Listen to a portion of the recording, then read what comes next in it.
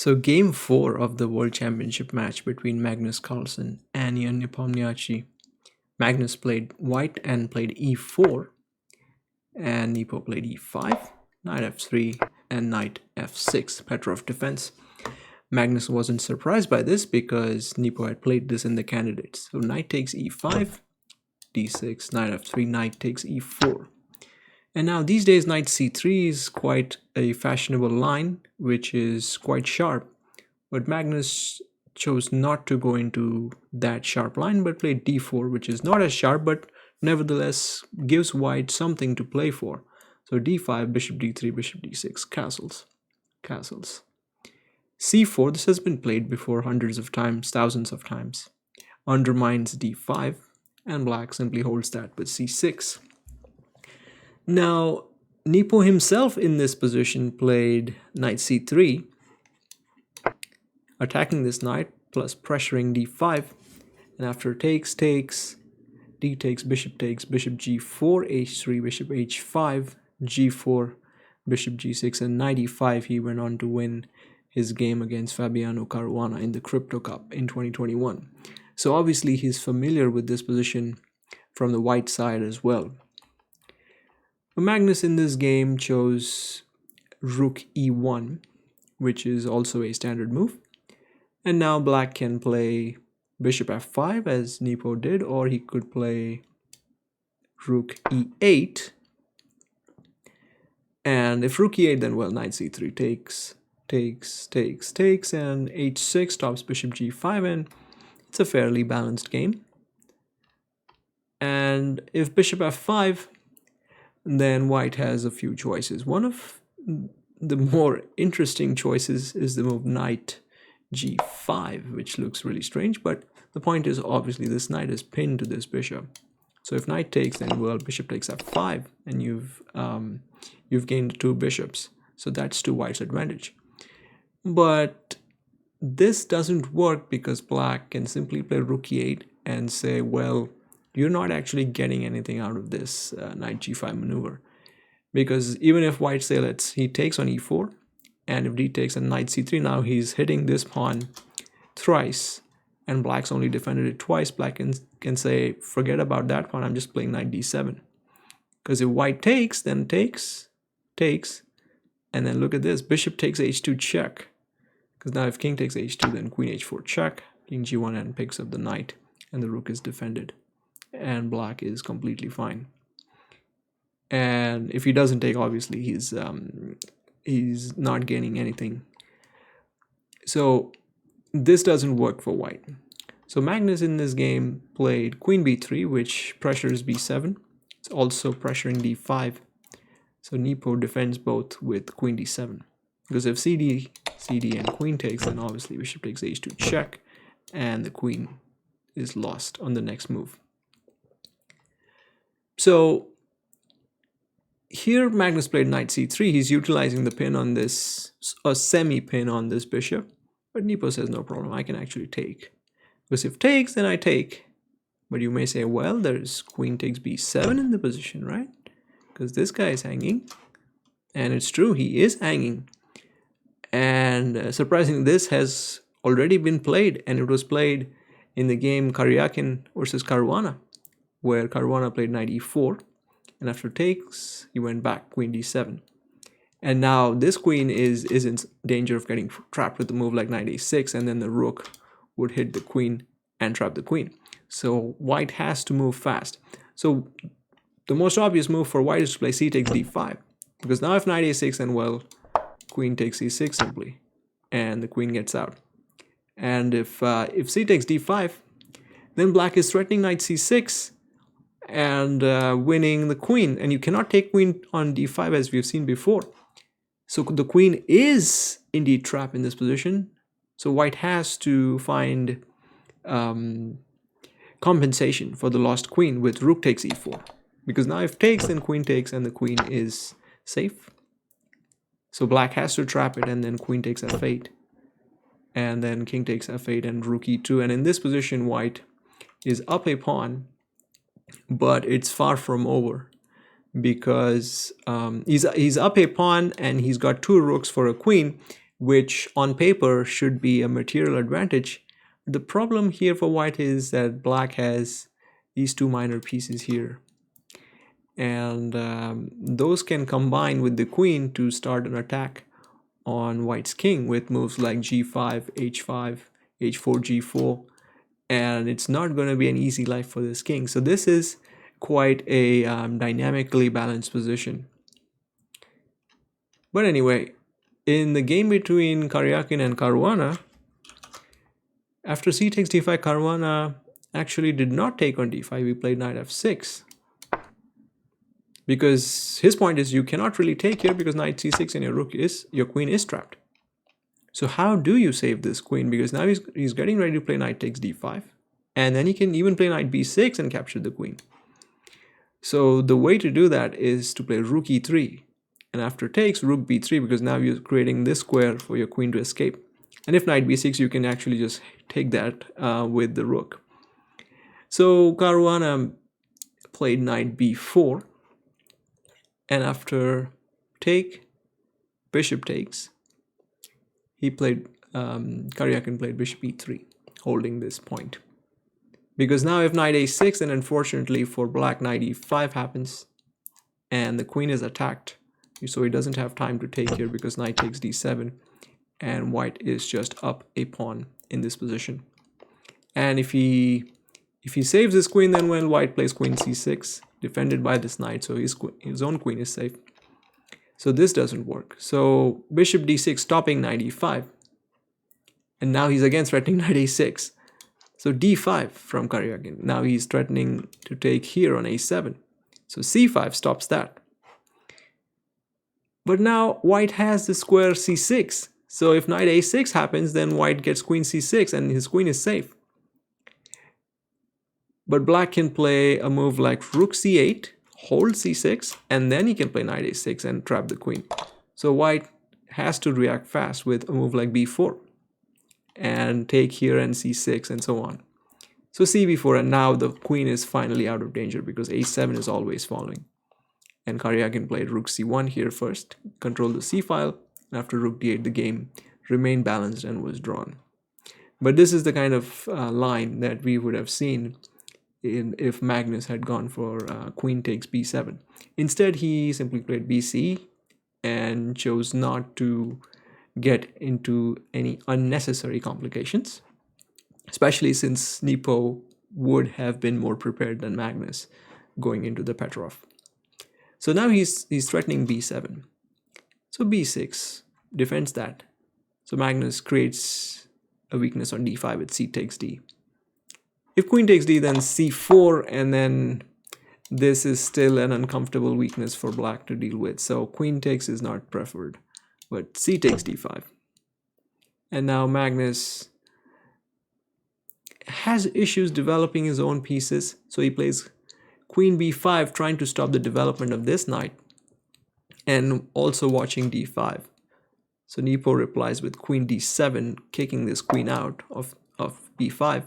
But Magnus says, no, a4. I'll hold my queen there. Nepo says, no problem, I'll take. And after a takes b5, you can see that Magnus has got some pressure on the a file. But Nepo says, no, a5. No pressure.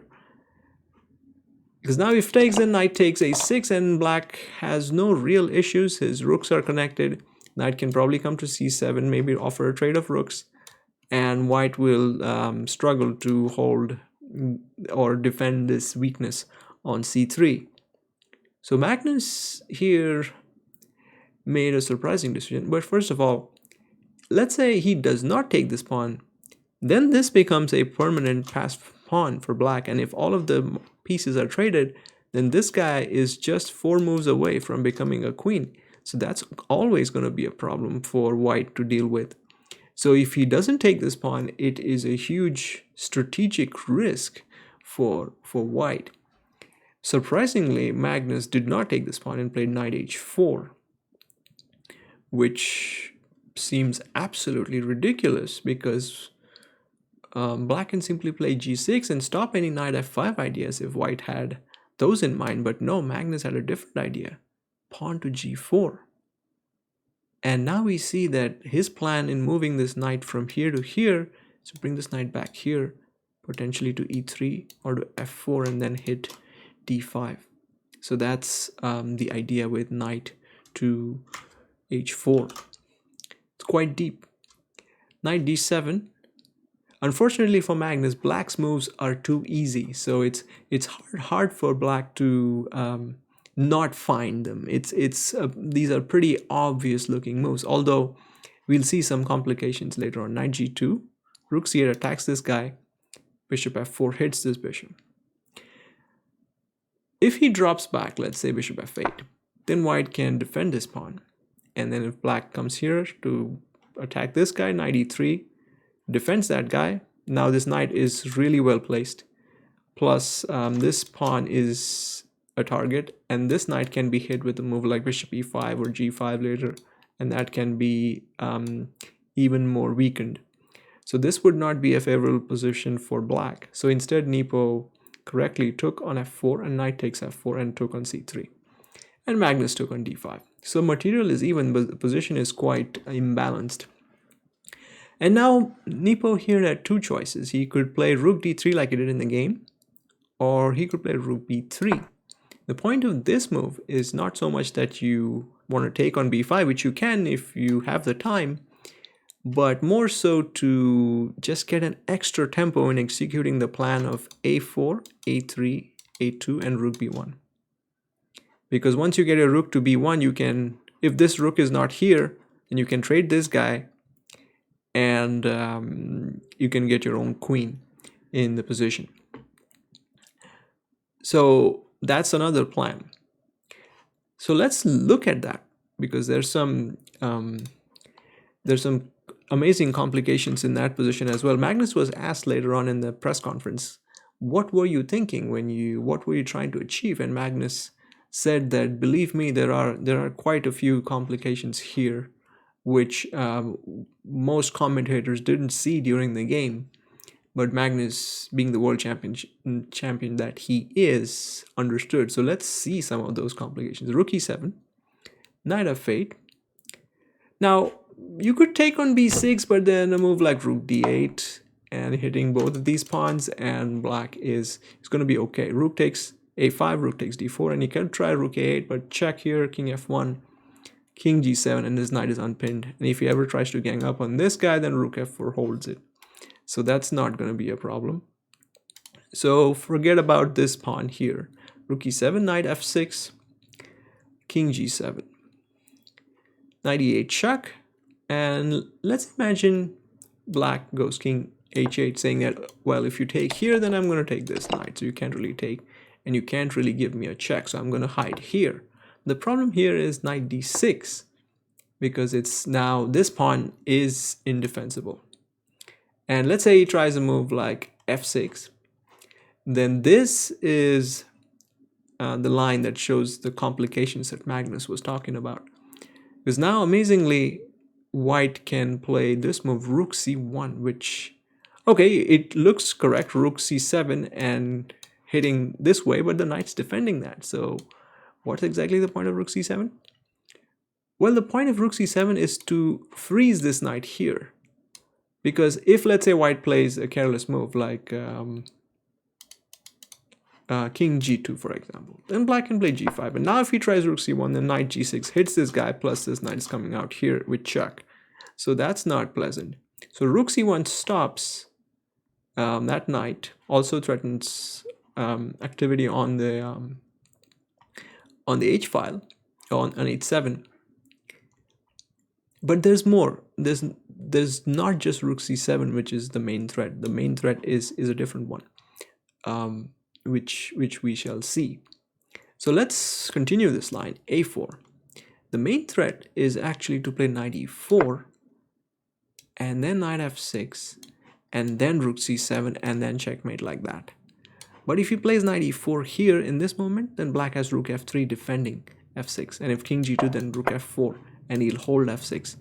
So white has to be precise and play king g2 first, stopping rook to f3.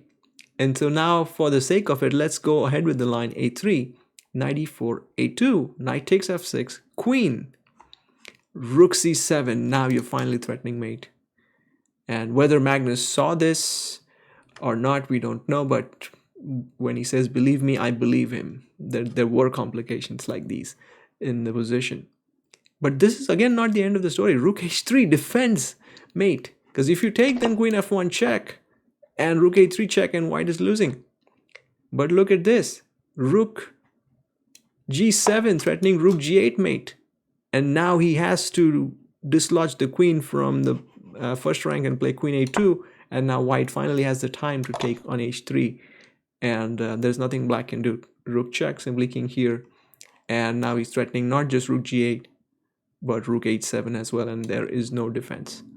So this would have been an amazing way to win the game. But obviously, Nepo was not going to allow this sort of stuff. So the game could have proceeded with knight f6, similar to what we saw in the actual game, and maybe we get this position. Then Magnus has the move rook e2 here to hit this pawn to prevent rook coming down to b1, because now if rook b1 then just takes here, right? And if rook b2 a3, then well, there's no rook b1 coming, and this again is a drawn position, because white cannot really keep strengthening this. And if he plays a move like d6, then this is always weak with knight a6. So white has to play knight e8 and go for a repetition here. So let's look at rook d3, which Nepo played. Rook e7, knight f8, knight f6 check, king g7, and knight e8 check. Now if king h8, then the point here is not so much knight d6, because black has knight takes d4 after knight, which is attacking this knight. And after takes, king g7, there's unfortunately no good discovered check. The point is simply d5. And if a4, knight f6, and then black has to come back to g7, g5. And then he left to hold the draw with a move like h5, threatening knight h7 and trading off this guy. So king g8 was played. And Magnus, I think around this point, began to realize that, yeah, he's holding it correctly, and there's no progress for me in this position. So knight f6, d5 was tried. Obviously, he cannot take because check and takes. a4, knight f6, king g7, g5, a3, knight e8 check, king g8 check again, and the game was drawn like this. Again, let's look at the complications of king h8. Knight f6, and if he plays king g7, then it's drawn.